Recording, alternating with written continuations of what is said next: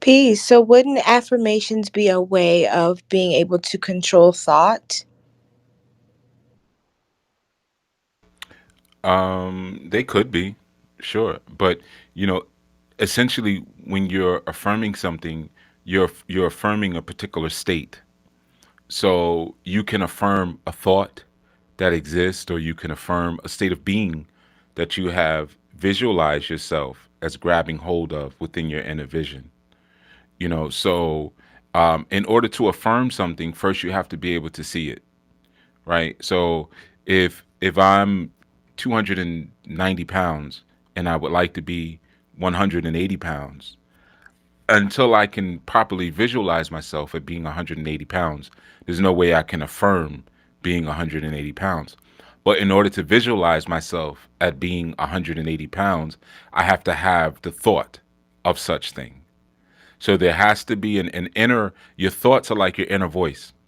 And your voices, or your the sounds, they create pictures and images, just like the voice that comes out of your throat, your physical voice can create shapes. So in order to create that mental image, that shape, I first have to have a mental voice, or inner voice, or inner thought that affirms it. And then once the inner thought affirms it, then I'm able to now say an affirmation, like I release all fear, and I release separation, I release judgment, all of the things that are causing me pain, and I let go all of my habits of suffering, right? I just made that up, but I made that up because I first saw a picture inside of my head before I said it. I am perfecting the art of forgiveness of myself. I am perfecting the art of forgiveness of others. I choose to be free today, right? Another one I just made up. And all I'm doing is I'm just coming up with different pictures in my head and then just describing the picture, right? So that's essentially, what you would do with an affirmation. Even the affirmations I gave last session, I freestyled those.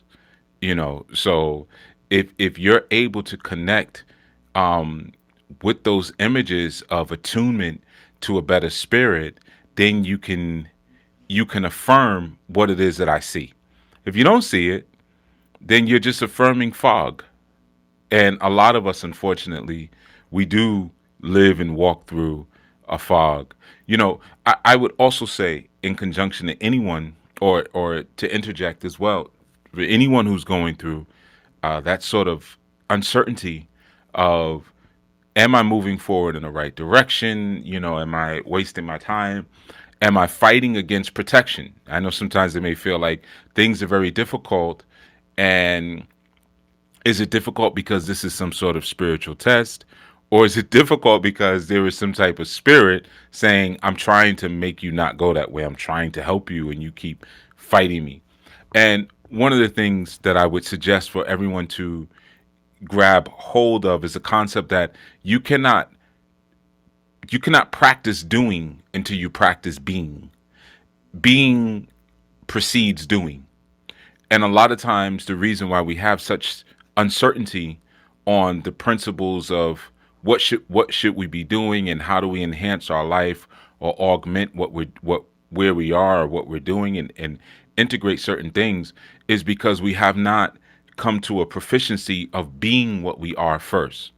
So if you're not sure what you be, then it's highly impossible to understand what you should do, because you don't know what you be.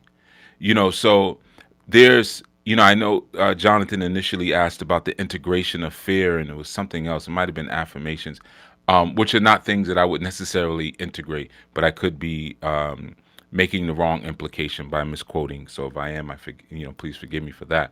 But the thing is, your final target should be being, not doing, always. So your beginning target is being, and your final target is being. And if you're moving from that sort of control, or that sort of outlook and plan, it becomes easier to understand what has to happen in between. It's sort of like, it was a cool movie, but the pursuit of happiness is sort of like that concept, where we look at happiness as something that we must pursue, and we must figure out some way to integrate it, or find this destination of happiness within our reality. And the reality is that happiness is not a destination that we come to. It's not, something that we find externally and then it helps us to support this kind of inner bliss that we would want to have. It's not something that we particularly achieve, but it's something that we realize. And in order to realize something, you first have to have that inner vision. So happiness is nothing but a realization of the foundation of what we where we began. We began at a place of happiness. So then that means if happiness is my beginnings, then happiness is my foundations. I'm built around concepts of happiness. So I don't have to go somewhere to go find it.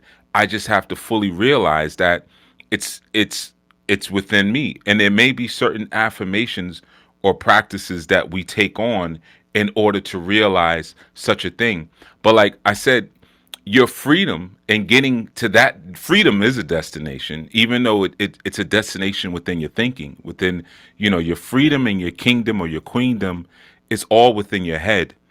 And even though that still seems to be or is a destination that we seek to contact and realize to experience, it's still founded around love. Still, you can't get around that.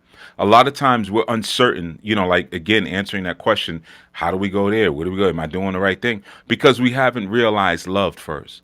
Because in Western society, we're taught a very disconjointed and really disintegrated model of who and what we are. So we'll say, oh, my mind's over here, my body's over here, my spirit's over here, my emotions are here, my stomach is here, my toe is here.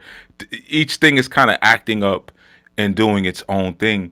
And it's a very disintegrated sort of outlook, or spiritual, physical outlook, psychophysical concept of what we are, to be so separated, to be so disintegrated, disintegrated. And love is a force that binds things together, that joins things together, that integrates things. So if I see myself as being very separate in my own being, then that means I don't see harmony within my own system. And so then my thinking won't be congealed. My thinking won't be sensible. My thinking won't be logical, because it won't be integrated and taking into account all of the parts that I am, because I don't see myself as this fully integrated being. I see myself as a disconnected being. And once I'm seeing myself as like dismembered, I'm going through that Ossaw experience where I'm cut up into 14 pieces and I'm dismembered. Once I see myself as a dismembered kind of composite of different parts and different emotions and all of these different undivided things, if we will, then I can't have a true conviction about anything. It's like when you're trying, you might have a lot of children in tow and you're trying to make certain moves. You're constantly, come on, keep up, come on, stay together, keep up. Stay with the group, right? So you're never really able to enter anything with full conviction because you're consistently aware that you're separated, that everyone and everything is separated, right? So I would say, in regards to that, the first thing that you have to do is you have to kind of foundate yourself on the conviction of your own existence, right? And that deals with pulling all of the parts that you're integrated with and integrated by into one singular state of consciousness, and recognize when you have kind of this internal schizophrenia, where you have all these different jumbled up parts that are differentiated. Because that's really where your fear will begin to come. I mean, it goes so much deeper, but I don't want to go too far into it. But that's where a lot of times where your fear will come into. And then once you're able to kind of see that there is a condition wherein that I am one, then now you start to see how you integrate with the larger parts or the larger levels of what integration can mean. That even outside of my own knowing and being, I'm integrated with something that's even larger than that. So now if I'm integrated with, if I'm in a house, let's take a crude, very simple example. If I'm in a home and I can see myself as integrated with that home, I'm very aware of which windows are open, which doors are locked, which doors are unlocked, which ways I should go, which ways I should not go. Because I have integrated myself with the harmony and the love of my own being, which now allows me to see my integration and harmony with everything around me. So now when I'm trying to make a certain move or go through a certain door, I don't see it as something so external or foreign to me. So I know, like, yeah, I can go this way. If I have to go to the upstairs deck and I'm going up the steps and I'm saying, man, I'm feeling more burn in my legs than when I went through the downstairs door. So maybe I'm going the wrong way. But if I'm integrated and fully aware and lucid about my environment, then I understand, no, in order to go through to the upstairs deck, I have to walk upstairs. It's going to feel differently, because I am aware of my outer atmosphere, or we would call that our social atmosphere. I'm aware of that, and within the own layers of my own personality, I can see also the how I may extend into that space and how that space extends into me because we're integrated as one thing. So I would say that's a good way to know, am I making the right move or not? you know, should I go forward? Man, I'm going forward, or I'm sitting still, and it doesn't feel like the right thing. It feels like I should be doing something else. It's always going to begin and end with personal integration, personal harmony, and you cannot have personal integration and personal harmony and kind of fulfill yourself through your own personal securities of connecting with yourself if there's no love, because love is what connects you. And I promise you, when you're having that sort of experience, you know a lot of it, because there are certain feelings, or like I told you last time, thoughts, which are thoughts or feelings, that are connected to a love-based consciousness. So as soon as you start feeling that fear and that anxiety, you're moving from a fear-based space. And fear, which is a cousin to hate, it calls for disconnect. And sometimes you need that. That's fine. Sometimes, yeah, I don't need to be connected to this person, to this energy, to this experience. So I'm not saying that fear and hate are evil things that need to be eradicated. That's a fantastical disillusion, But what I'm saying is that you kind of know which one you're working in based on the byproduct of, if I'm producing more injuriously charged emotions, that's fear.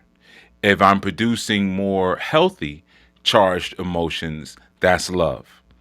And then that means, okay, cool, I'm getting closer to self integration, you know. So I would just add on to what was shared with that. Does anyone else want to add on to that, or go on to take a hard left, whatever? First and foremost, that was Yeah. really, really good. Oh, go ahead. Well, Nah, go ahead. You flowing, brother Zach. yeah. Something I was thinking about before I start talking. Emma Sequoia, are you social distancing from your microphone? Or what's going on? Oh Hey. no, that's it's a thing. It's a thing. Like when you flash your mute button really fast, it means you're really vibing with the person to say. Ah, all right. I had Okay. to look it up. I had to look this clubhouse thing up. Or let me not use the order house. I can dig it. One of the things when I was thinking about when she was talking, it was even that just that being, and it made me think of the segment with motivation and motion, right? And it's and one of the questions that was asked at the end, like, are you really motivated doing the things that you're doing, or are you simply emotion? And it's like one of the things that even just being in the Western civilization is always somebody putting something in front of you, like, yeah, this is your vision that you should have for yourself, or this is where you should be going, and this is what you should be doing, and putting you on that racetrack of just starting to run after something. and then you can start to have those feelings of anxiety or those feelings of fear of, what if I don't have this and I don't measure up to what has been now put in front of me. But ultimately, the true source of it is really you're just in motion because somebody else is benefiting from the way that somebody's going, the way that you're going, as opposed to just, again, just being, and being truly motivated that, I'm putting this in front of me because ultimately this is what I came down here to do, as opposed to being that battery pack for somebody else and having that true connective force of love that that I came down, and it was that internal and external, is what I was just thinking about when I was hearing that piece. So yeah, I just wanted to add that. Yeah, give thanks for that. I actually wanted to add something similar or share something similar, but it's like it wasn't really what society tells you that you should be, but it's rather what they tell you should not be. Because when Chief was speaking about that integration piece, I was thinking about a question that he had asked us in one of our study sessions around. I think it was around the time of the winter solstice, and he had asked us how are we integrating our darker aspects, and it's something that we typically don't like to think about.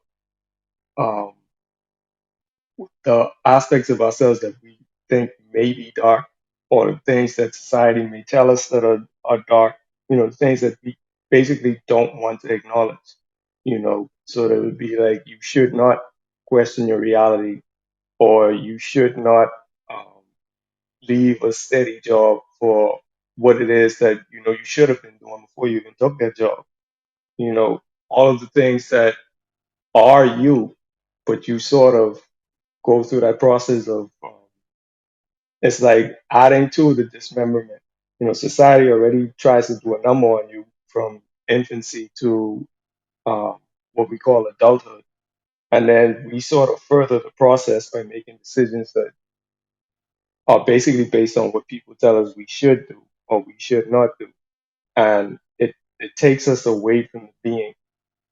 But we often have that revelation or that internal connection to where we know this is what we should be, but our cues are taken from external sources, similar to what Chief had mentioned earlier about, someone doing something that's disappointing and you being disappointed, or someone being frustrating or frustrated and you get frustrated with them, as opposed to coming from a more clear space. But you can't do that, like Chief just said, you can't do that if you don't have that love. So I just wanted to give thanks for that point that Chief shared. Yeah, no doubt. I mean, everyone is good, man. You all seem to have some some experiences in terms of looking at this, and it's like what you just said. That thing that I brought up before about the solstice, like really paying attention to your dark side. It's important because these are the things that we're in relationship with. I'm in relationship with my doppelganger. I'm in relationship with my shadow. And like any relationship well, for me that I'm in, and I'm guessing to some degree many of you as well, we want the relationship to be a conscious one. So when a relationship is based on conscious values, one of the first things you want is growth. I mean, that's really what you're looking for is growth. So if I'm connected to this concept or connected to this particular idea, how is it helping me to grow? How is it helping me to kind of expand, whether it be physically, mentally, emotionally, and or spiritually? Because you find that most of the times when we're in some form of relationship and we feel like we're not growing, like growth has stopped, which of course is kind of an impossibility, but we just feel like we're not growing. We usually we want to take a look at that relationship. We might, oh man, maybe I'm with the wrong person, or it's time to move on. Our season has ended, so forth and so on. And a lot of times it's because of those internals uh, we haven't created a healthy relationship with what we are inside. So we understand that if there's no growth, chances are we're not fulfilling the purpose of our soul. So everything that we're attached to, everything that we're connected to has to have a measure of growth related to it, and it cannot, and that growth can't be stifled, whether it's a relationship with a sibling, or a relationship with money or employment, whatever it is. And a lot of times what happens is, again, it goes back to the freedom thing that I was speaking about earlier. Sometimes we repress ourselves to please ourselves, right? In the same way that we will repress ourselves to please others. We may want to experience a certain thing, or we may have certain kind of thoughts, and we begin to feel sort of small, or sort of confused about what we've become, and we hide it. We become, oppressed, and as a result, we begin to feel like we're in bondage. We've put ourselves into a cage, and that's like the hardcore truth. Like, we've put ourselves into a cage. Sometimes that's not just like, oh man, I want to get a tattoo on my face, but I can't because I work in hospitality, right? So now I feel oppressed. We have to be. I'm just saying. I like facial tattoos, so I'm just saying. Yeah, You yeah, the know, Mike Tyson. I love that tattoo. Oh, When he first got it, I wow. was like, yo, I loved it. You know what I mean? I was like, yeah, I could definitely see myself getting one of those.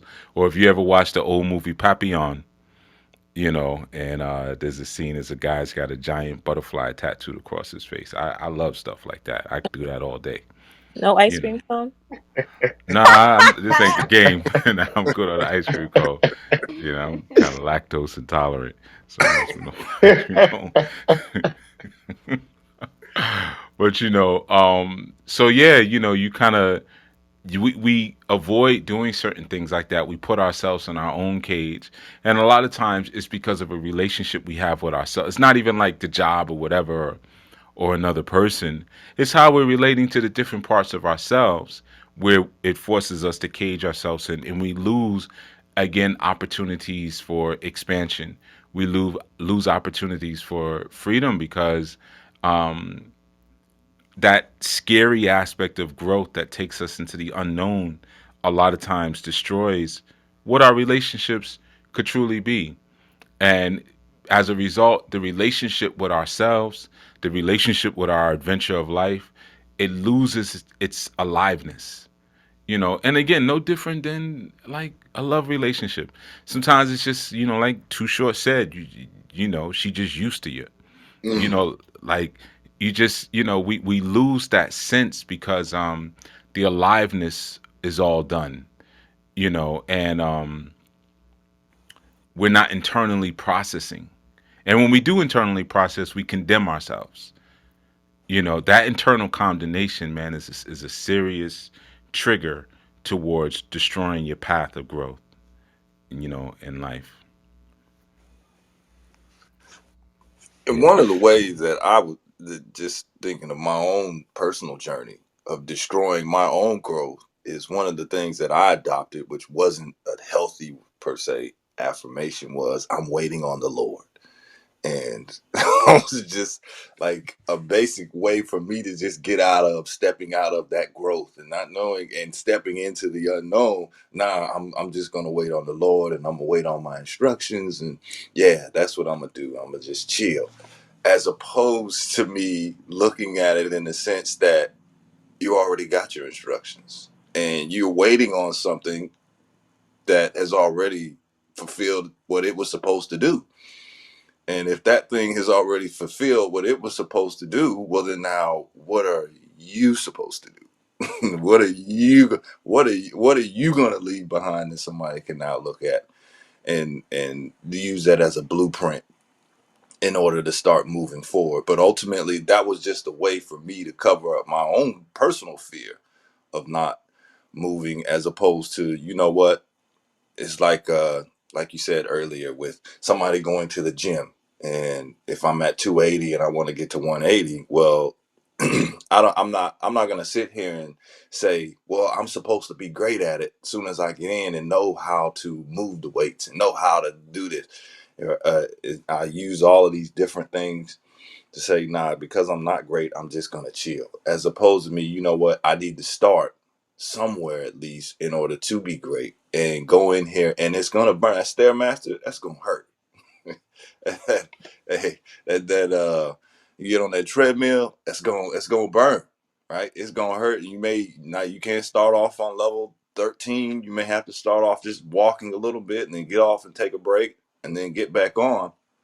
But ultimately, it for that growth and development to happen, you're gonna get a challenge, right? And I can look at that and be like, well, see, this challenge, that burn that I felt yesterday, nah, man, that's an omen for me to quit.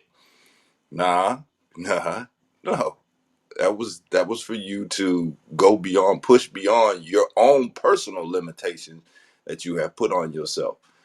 Uh, to keep moving, to keep going and going, where you're not holding on to these old thoughts and quote unquote beliefs that ultimately held me stagnant and not moving and doing what was ultimately required of me. Yeah, for sure. I mean, it goes to like a lot of times when you hear that I'm waiting on the Lord, that's basically ignorance is bliss. You know, Hmm. we hear that same term sometimes, and sometimes we don't associate the two because ignorance is bliss seems like such a new age term. But whenever you get to a point where you want to know nothing about what's in front of you, and you may not even be conscious of there being anything beyond your current operation of action, like what's going on right here. I mean, that's essentially what ignorance is. I'm only conscious of what I'm doing right here right now. I'm not necessarily conscious of anything beyond my current possessions. I'm not aware of anything that happens in the future.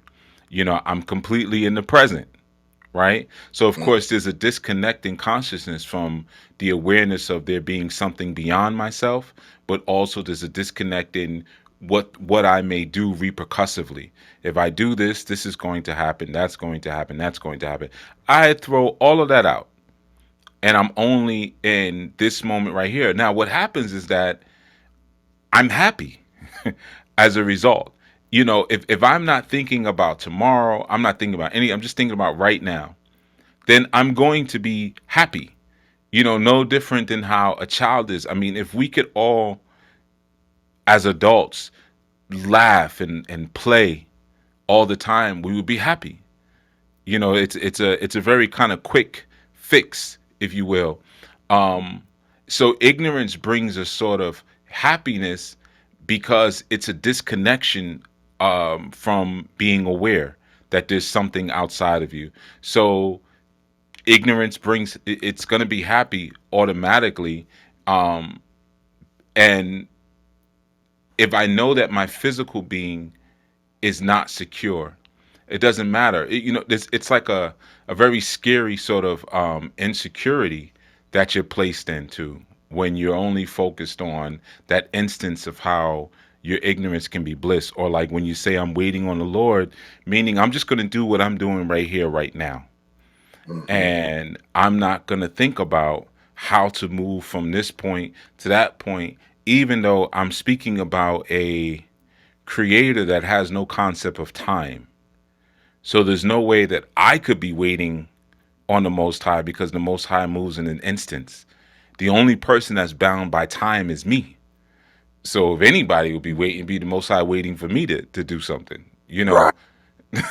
But again, that ignorance creates that sort of pseudo insecurity where I'm happy, and that goes to again not integrating or not waking up the consciousness. When you wake up the consciousness, one of the things that has to happen is that the consciousness immediately begins to see beyond its current action. It immediately begins to see beyond its current location. And that's when integration begins.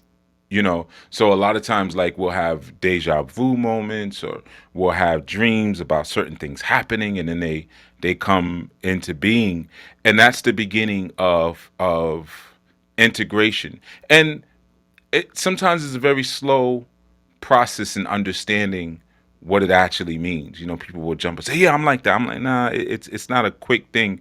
It's a that's always annoying. When you talking and you talk, yeah, that's me. It's not you, because if it's you, you wouldn't be saying it.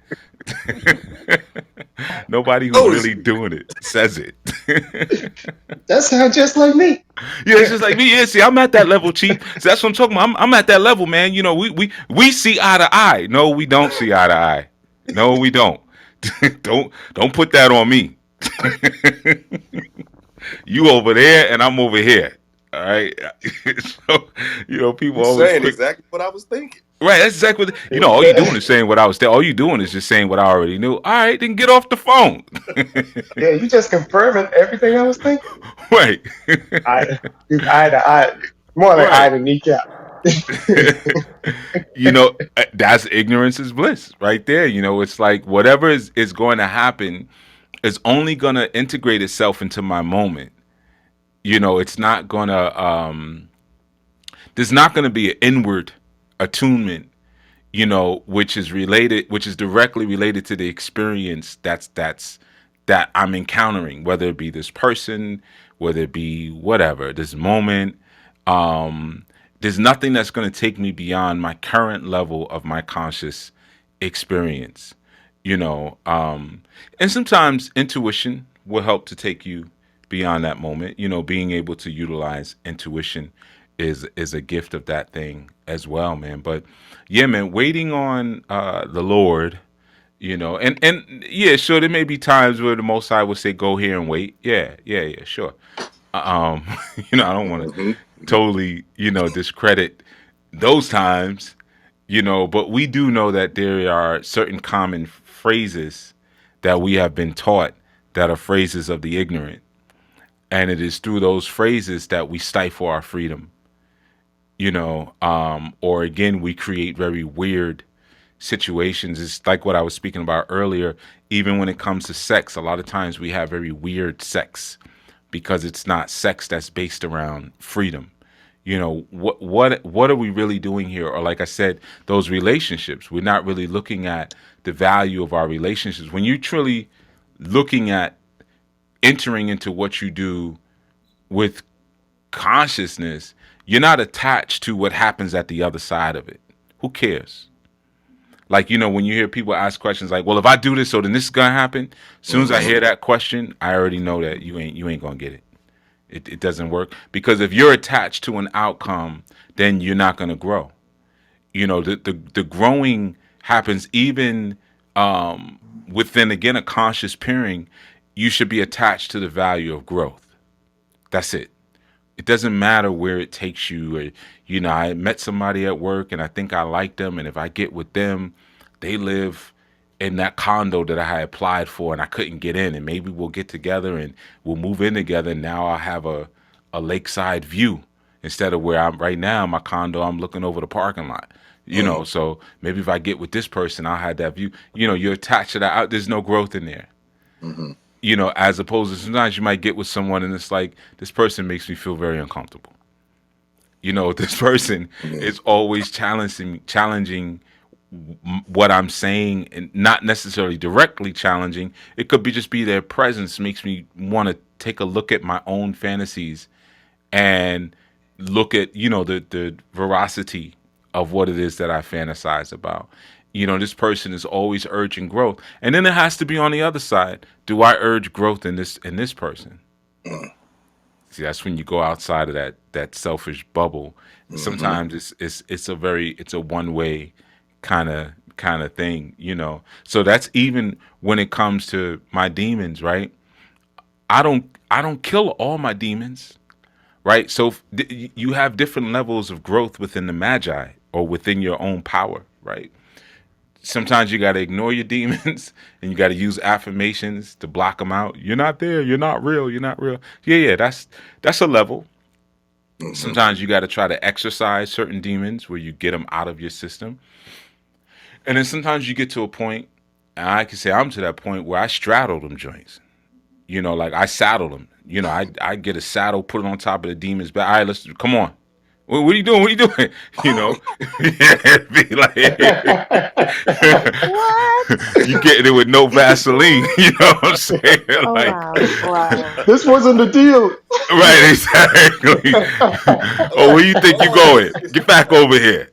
you know, nigga, don't unmute. I'm just gonna leave stuff out. Come back here. right, exactly. Come on back. Where you think you going? You know what I mean? Like, sometimes you get to the. I mean, that's the level I'm at right now. Like, if you there, anything that's here that's gonna be used for my growth. Mm-hmm. Any and everything. You know what I mean? So whatever demon that tries to rise up in me, I'm using it. I'm controlling it. I'm putting my foot on its neck. And it's like, Mm-hmm. yeah, and putting a saddle around it. Like, all Mm-hmm. right, this is what you do now, because essentially that's what Solomon did to the jinn. Solomon didn't try to remove the jinn. Solomon was like, all right, I'm going to make this ring and figure out how to control you. Now it goes back to what I was saying earlier. People are like, yeah, that's what I do. You don't. You know, you don't. um, the truth is like when Buddha was asked, "Are you this or are you that?" Yeah, a small mind would only be able to understand God or human. And when he said, "I'm just awakened," that's it. Mm-hmm. A small mind wouldn't even understand that. But what that essentially means, Buddha was saying, essentially, all of you are in a fishbowl, and I'm looking over top of the fishbowl and sprinkling food, just a little bit that you can handle. And all you're looking at is the reflection of me in the water, but I'm actually not here with you. You know, so there's levels, and each level you want. I'm not saying I'm at that level, but I'm just saying there's levels. So there's levels of lucidity that all bring their different levels of freedom, and at those different levels, when you're truly committed to the work, and that's the key. You have to be truly committed to the work of growing, and you have to truly be committed to the practice of being present, being forgiven, stretching out your heart, taking your heart and stretching it into the places that are most vulnerable. You have Mm-hmm. to stretch your heart into vulnerable places, you know. And when you can start to do that, you'll see the nuances of this journey, the nuances of exploration, which allow you to do things to become more fierce, because you're more fiercely committed to being the embodiment of the divine, being the embodiment of love through your devotion, through your practice, and it starts to show up in other places that you couldn't have imagined before because your mind didn't have the ability to stretch to that level of imagination, you know. As Go you were ahead. speaking just now, oh, go ahead, Sister Sham. Sit in the corner all quiet. Go ahead. Just a quick question. When Chief was speaking about the ignorance and being, so do you have to be ignorant to a level of ignorance to reach the doing level? Why would you need to be ignorant to reach doing? Explain that Because, to me, please. like, just what you said about, being in the moment, and if is ignorance connected to being in the moment? Not really. I mean, it can be, but um, there's always more than the moment. I can be in the moment, and I can also understand that the moment is ever changing. So being in the moment is like being in the boat that's traveling along the water. And I'm completely enjoying this ride in the boat, but I'm recognizing that the boat is going somewhere. Whereas with ignorance, it's I've anchored the boat. I'm not trying to move anywhere. And it could be a tsunami on the way. I'm not concerned about that. I'm not concerned about the waterfall in front of me. I'm anchored right here. And though that can sound like a beautiful state of joy, it's not, because you're disconnected from your surroundings. You become totally unconscious of there being anything beyond you. So if you're unconscious of any there being anything beyond you, then there would be no moment where you would want to grow beyond your existence, because you're not even acknowledging that there is growth beyond your existence. It's just what it is now. This is it. So there's ignorance. Like, you can be in a moment in different ways. You could be in that moment and recognize that the moment is ever changing.